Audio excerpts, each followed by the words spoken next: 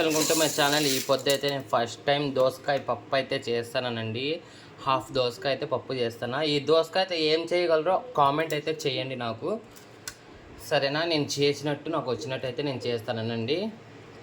పచ్చి టమాటాలు అయితే తీసుకున్నానండి, దూరమాగినట్టు. చింతపండు, తెల్లగడ్డ, ఎర్రగడ్డ, పచ్చిమిరపకాయలు వేసుకుంటానండి.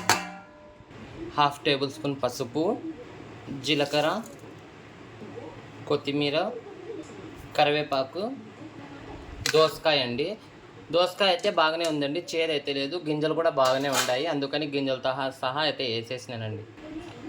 తగినంత ఉప్పు, కొంచెం నూనె అండి, పొంగకుండా. స్టవ్ అయితే వెలిగించుకొని ఒక 4 విజిల్లో 5 విజిల్లు అయితే పెట్టుకుందామండి.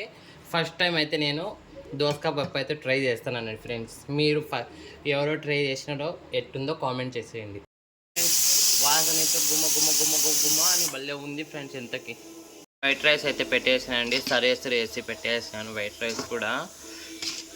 ఇప్పుడు మాకు దసరా కలెక్షన్స్ ఉన్నాయి కదండి, అందుకని మేము నైట్లో అయితే కుక్ చేసుకుంటానండి నేను. ఫ్రెండ్స్ చూడండి, దోసకాయ పప్పు అయితే నిజమండి చాలా బాగా వచ్చింది. కొంచెం మిరప్పొడండి. సో ఫ్రెండ్స్, పప్పు అయితే రుద్దుకున్నానండి. తర్వాత వేసుకుందాము జీలకర్ర ఆవాలు బాగా చిటపటలాడాలండి. ఎప్పుడు గిట్ట జీలకర్ర ఆవాలు చిటపటలాడితేనే టేస్ట్ వస్తుందండి. తెల్లగడ్డ, ఒక 2 వట్టి మిరపకాయలండి మధ్యలో తుంచుకొని వేసుకున్నాం. స్పెషల్ కరివేపాకు. తర్వాత అయితే బాగా కాలిందండి, వేసుకుని వెళ్తాం పప్పులో.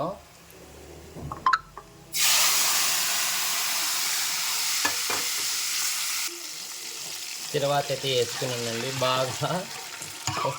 ఫస్ట్ టైం అండి నేనైతే దోసకాయ పప్పు చేయడము. ఏం ఎఫెక్ట్ కొట్టకుండా బాగుంటే దేవుడి దయ వలన నేనైతేనండి దోసకాయ చట్నీ చేస్తానండి ఇంకోసారి.